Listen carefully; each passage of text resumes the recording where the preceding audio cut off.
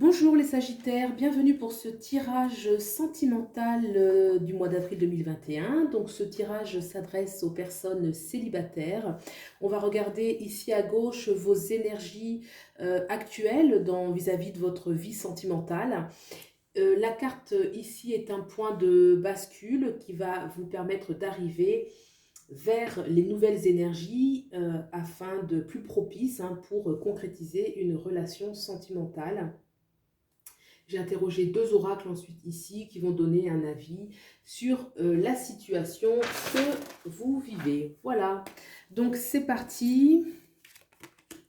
Le 4 d'épée, l'énergie actuelle, l'as d'épée. Donc déjà c'est intéressant l'évolution.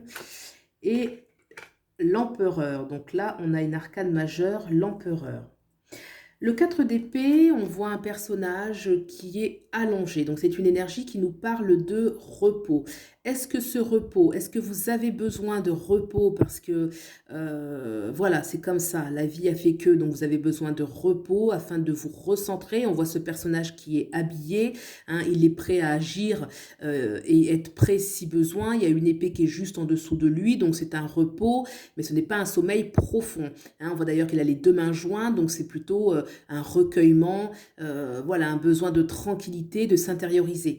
Est-ce que aussi pour certains, le 4, c'est aussi la stabilité, d'accord, mais est-ce qu'on n'est pas trop dans le repos alors qu'il faudrait agir? Est-ce qu'on n'est pas trop passif? Est-ce qu'on n'est pas assez dans l'action, d'accord? Ça nous parle un petit peu de ces énergies. On a juste derrière l'as d'épée. Alors là, justement, c'est le contraire. On rentre dans l'action. En tout cas, on choisit de rentrer dans l'action. L'as d'épée, c'est le commencement, c'est le 1. On voit qu'il tient fermement son épée, qu'elle transperce sa couronne. Donc, il y a on vise haut. Le personnage vise à devenir roi ou reine. En tout cas, on vise le couronnement. Donc, il y a une notion de volonté, de détermination qui est forte, mais qui va plus être dans le choix. On veut avoir le pouvoir dans sa vie et pour cela, on se lève. Là, clairement, il y a une évolution entre ce personnage. S'il avait besoin de repos, alors ça y est, il s'est suffisamment reposé et il décide d'agir. S'il y avait justement peut-être trop de passivité, on change son attitude mentale pour mettre en place les choses. On a derrière l'empereur. L'empereur, arcane majeur de grande stabilité. L'arcane majeur qui nous parle que c'est un personnage qui aspire à concrétiser les choses. L'empereur, c'est une carte très matérielle, très terrestre, très ancrée, où on ancre les choses dans la matière, on crée les choses dans la matière, une aspiration à quelque chose aussi de solide, où on peut, notre volonté, notre détermination, notre leadership, va se mettre en pratique concrètement. Donc là, une volonté voilà, de s'affirmer sur le plan sentimental et de concrétiser quelque chose de concret et réel. C'est intéressant parce que là, on a un personnage qui effectivement se repose, mais ça donne quand même derrière ensuite quelqu'un qui a la capacité, en tout cas si pour certains il y a trop de passivité, là ça nous dit qu'il y a une capacité intérieure, il y a une capacité dans son caractère de manifester des choses qui sont puissantes, puisque l'empereur, c'est celui qui va manifester dans la matière avec beaucoup, beaucoup de force. Il a énormément de charisme. C'est l'archétype du patron, du chef d'entreprise, du leader, du meneur. Donc voilà, il y a une capacité. En plus, là, avec l'as d'épée, on choisit, on prend son pouvoir. Donc il y a quelque chose qui est dynamique et qui devrait être porteur. Voilà, on va quand même mettre le bémol que l'empereur, comme c'est une stabilité, attention de ne pas être trop dans la passivité pour certains. On peut aussi le lire comme ça, parce qu'on voit quand même le personnage ici qui dort et l'empereur. Alors, comme ce sont des énergies assez lourdes, assez ancrées, attention de ne pas être dans un repos trop grand. C'est pour ça qu'il y a l'as d'épée au centre qui vraiment rappelle qu'il faut agir, il faut bouger, il faut prendre son épée. Voilà, donc c'est parti maintenant pour la carte au-dessus, le point de bascule, ce qui va permettre de sortir ou en tout cas de faire évoluer sa relation vers de nouvelles énergies plus porteuses, plus propices d'une relation. On a l'as Donc c'est encore un as, hein. Il y a quand même des grandes capacités d'action, hein. On peut vraiment agir dans la matière. L'as de pentacle, de denier, indique une capacité, une très grande capacité à agir dans la matière. Les deniers incarnent l'abondance. Donc vraiment se réconcilier avec la notion d'abondance, qu'elle est en nous. On la prend, regardez cette main, comment elle embrasse justement ce denier. On a vraiment, c'est comme un soleil éclatant, le soleil qui rayonne, hein, qui est au zénith, hein. Il y a une énergie un petit peu d'être au zénith, donc vraiment peut-être de donner beaucoup d'importance, hein, comme le soleil au zénith, de donner beaucoup d'importance à sa vie sentimentale, de vouloir agir. On a derrière une sorte de nature comme ça verdoyante aussi, qui est tout de même rouge, hein, qui va rappeler un peu la passion, qui est aussi rouge terre, donc il y a une notion de passion et l'énergie de la terre, ça me fait penser au premier chakra. Donc cette notion vraiment d'incarner les choses, on en a la capacité, on en a le pouvoir. D'accord. Ensuite, on va regarder les nouvelles énergies qui découlent.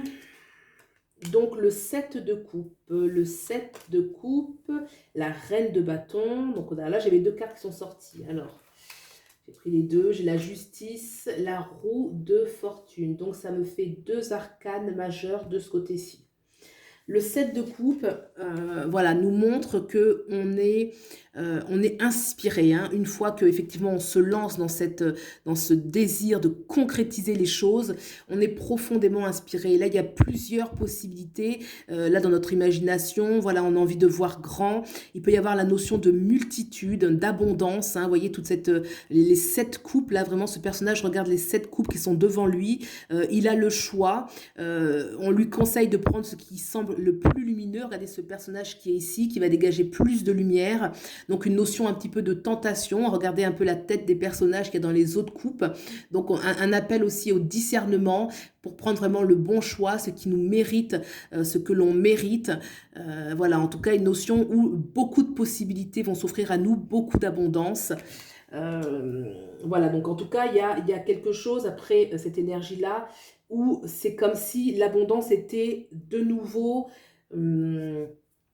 comment dirais-je, mise au devant de la scène. Peut-être que là, c'est un peu, il n'y a pas beaucoup de possibilités. Et là, une énergie où justement, non, on va avoir pléthore de choix, pléthore d'abondance. On va retrouver une grande inspiration, un certain magnétisme. On va attirer à soi plusieurs possibilités. Et donc, on aura une notion de choix à faire. Voilà, donc ensuite on a cette reine de bâton.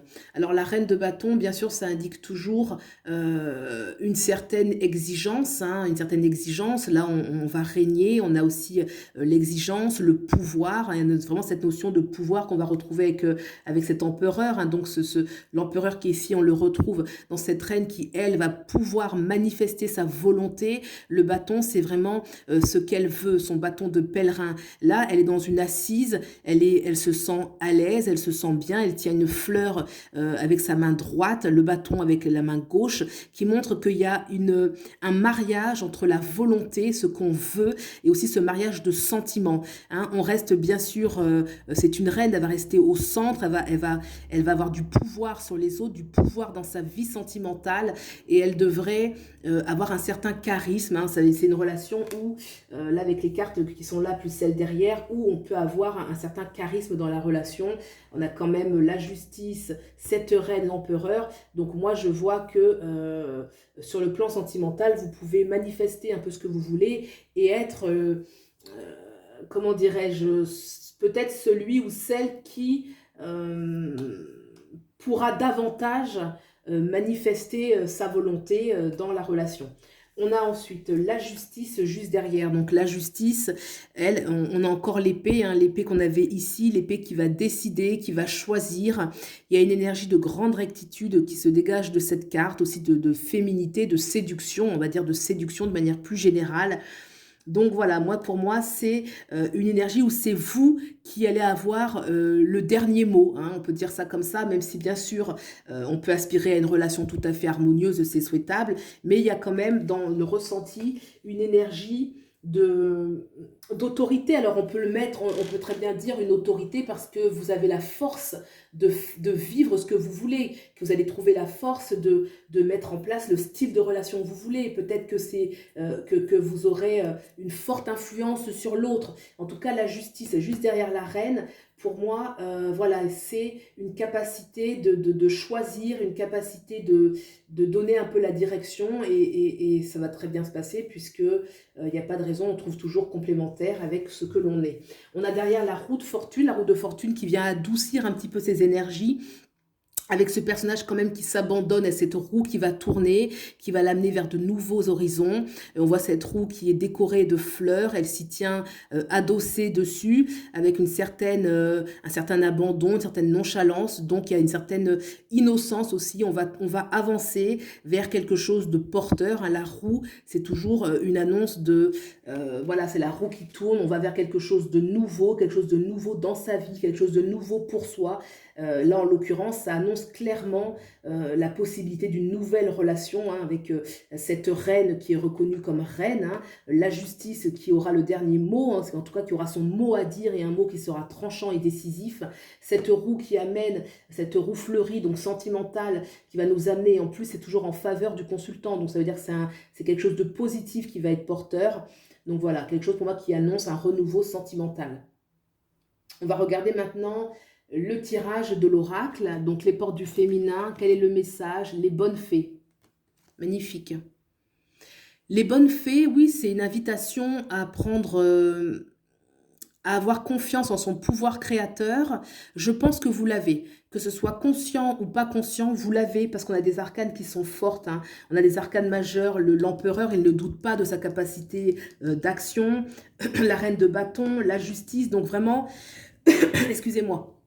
Les bonnes fées, faire confiance en son pouvoir créateur, la magie qu'on est capable d'amener. Hein. On a vraiment cette carte jaune là qui fait penser au troisième chakra, celui de l'affirmation de soi. Hein, et je pense que ça ne devrait pas manquer pour certains d'entre vous. Les bonnes fées augurent aussi une grâce de la vie. Les bonnes fées, ce sont celles qui réalisent nos vœux. Hein. Dans les contes, les bonnes fées sont celles qui viennent, voilà, qui arrivent quand on s'y attend pas et qui exaucent notre vœu d'ordre sentimental. Donc les bonnes fées annoncent, on l'a en plus avec la roue de fortune, hein, ce qui veut dire qu'on va vers quelque chose de nouveau, hein, qu'on est comme dans un abandon, dans une confiance. Les bonnes fées, oui, ça peut être présagé qu'il y aura des cadeaux de la vie, des cadeaux, voilà, on peut dire comme on veut, hein, sur le plan un peu plus, voilà, la vie, les guides, sur le plan spirituel, voilà, de la vie. Voilà, les bonnes fées, surtout qu'elles agissent toujours dans la matière. Elles vont exaucer des vœux dans la matière. Hein. C'est toujours des choses qu'on veut vivre concrètement et particulièrement sur le plan sentimental. Elles sont souvent rattachées au plan sentimental, exaucer le vœu sentimental. Alors là, on est un peu dans les contes, mais il faut aussi rêver puisque l'amour comporte énormément de magie. C'est évident. Donc, on va regarder ensuite le deuxième chakra, le deuxième oracle, le chakra du cœur, qui est, bah écoutez, bague cadeau. Voilà, donc cadeau, ça veut dire bien que c'est une surprise, que c'est quelque chose qui vous est offert, qui vous est apporté. Et bague, on va l'entendre, le domaine sentimental. Hein, bon, on pourrait extrapoler en parlant de mariage, de fiançailles, mais bague, ça veut dire l'union. Hein, l'union d'une relation, de couple. Et puis voilà, ensuite, elle peut évoluer jusqu'au mariage, c'est tout à fait possible.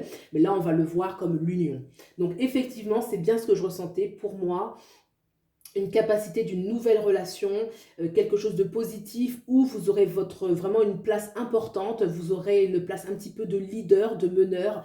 Voilà, ça peut être dans l'harmonie, ça se passe très bien aussi comme ça. Et puis la vie vous entend, les bonnes fées, voilà, vous allez être exaucés. Je vous le souhaite. Voilà, si le tirage vous a plu, vous pouvez liker, vous pouvez vous abonner. Je vous remercie beaucoup de soutenir la chaîne.